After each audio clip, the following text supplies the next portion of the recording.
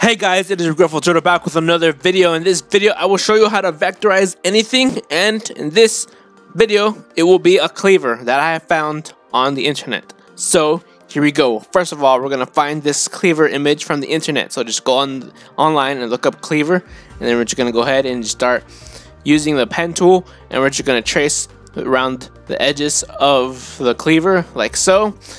Go on all four corners, and then just go ahead and make the stroke 8-point stroke. Alright, now once you got your 8-point stroke, we're gonna go ahead and just make a line right here along this edge. At first I started doing a rectangle, but then I decided just to scrap that idea and go ahead and make a line instead, because it just made more sense. I didn't know why I made a whole rectangle. Because I was gonna just try to make the colors, what do you call it, fill easy, easy color fill, so that's why I did it.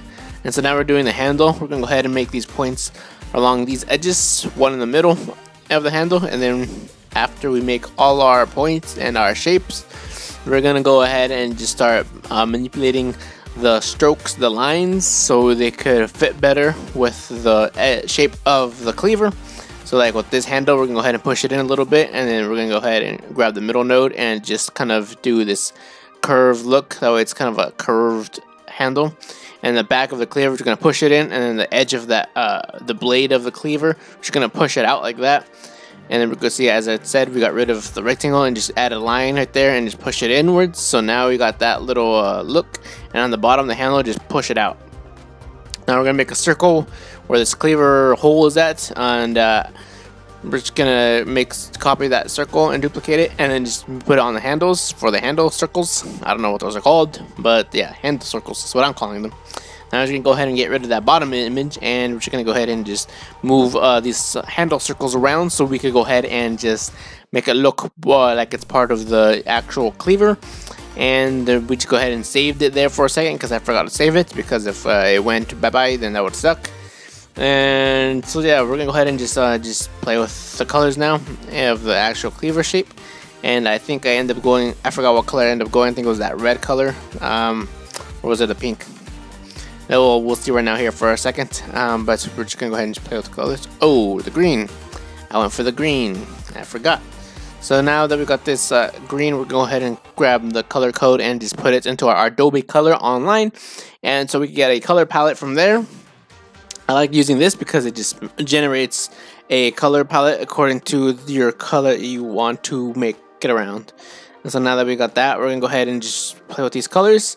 And now we're gonna duplicate the handle, and on the bottom copy, we're just gonna go ahead and get rid of the stroke, and then we're just gonna fill it up with this goldish color.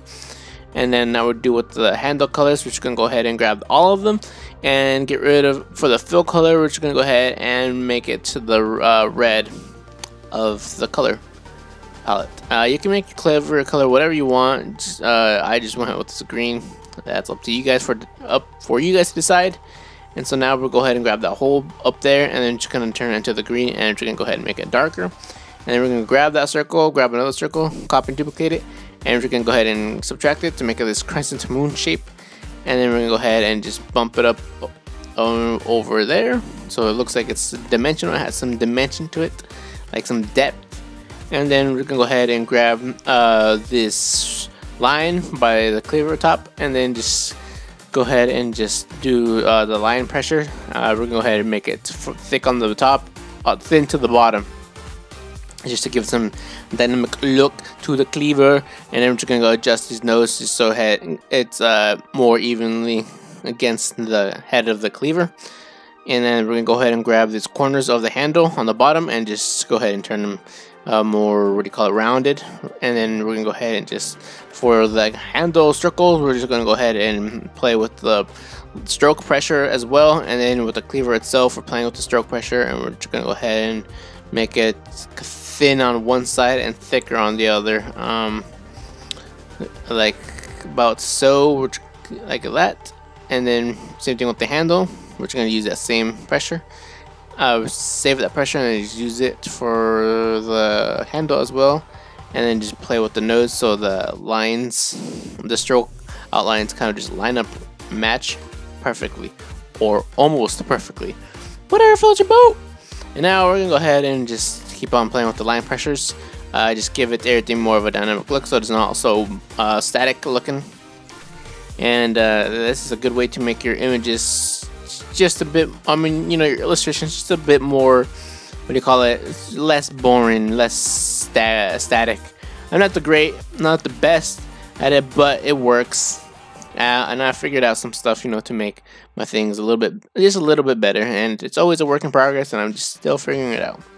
And so now we're going to go ahead and just create a rectangle and adjust the lines like so for the cleaver. So we could go ahead and just make the edge of the cleaver a dark color of the cleaver itself. Kind of like how that first initial photo of the cleaver was, our reference was. It was like the dark steel color. And then we're just going to go ahead and just keep on... we were gonna go ahead and add like this wood patterns, but then I decided that I just kind of liked what I did here a bit. I just made, you know, a stroke and then straight lined it with the stroke pressure, and then I kind of just bumped it out, like pushed it in like that, and then we have this cool shape like this, you know, these cool little like markings on the blade. I just go ahead and decide to keep that instead of doing the wood pattern. I don't know, I think it just looked pretty cool, and it was, you know, appropriate with the red of the handle holes, you know, and so we just stuck with that. And then I think after this, now we're gonna go ahead and start doing our details of the cleaver. Yes, we're gonna go ahead and just play along with this. I forgot what we're doing here. Okay, see, I was gonna go ahead and add some blood, you know, some dripping blood, but I don't know, I did not like how it looked, so I guess I decided to just not do it and maybe use that idea for a different illustration. I don't know when, but hopefully some other illustration I'll get it. I don't know, I'm just not very good at like the dripping kind of stuff, so I just didn't do it. I need to do more practice on it, and I would really like to get to, you know, so where the drip looks really cool and really real. But at the moment, I'm not good at it. I haven't done it enough. Need to practice some more. Obviously, I won't get good if I don't practice, but you know, all in due time. And then now that we're getting to this point, we're gonna go ahead and start doing the details of our cleaver. So we go ahead and round that top corner of the cleaver at the very top. And then now I think we should, yeah, okay, so now we're gonna go ahead and add our details for the cleaver. So we grab the cleaver shape itself and then grab another shape of itself and then just divide it, you know, cut it out. So we go ahead and just add the shadows to it, you know, we just move around some nodes, move around some points, move around some lines, and then now we have the shadow. And for the shadow, we just use that green color of the cleaver and then turn it into a darker version of itself, almost black, and then lower the opacity. And so now we're gonna do the same thing for the handles. So grab the handle and then grab another copy of the handle and then just cut it, you know, with using our Boolean operator tools in Affinity Designer. And then we're just adjusting the placements of our handle circles in our layers panel, so we can go ahead and have the out details above it and not, you know, it above them.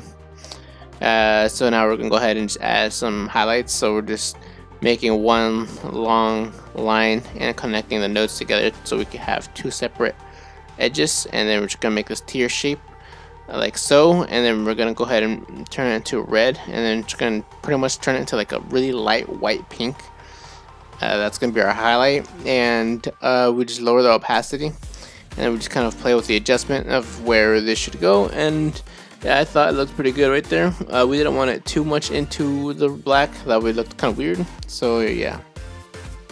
Now we're adding this detail on top of the cleaver, and we're just bumping it all the way to the top in our layers panel and getting rid of that middle node and then just push it up like that. And so now we got a curve, and then turn that top node into a curve node, and then just play around with the nodes and just make it this kind of thick to thin boomerang look detail, and just lower the opacity of that. So now it's like this highlight.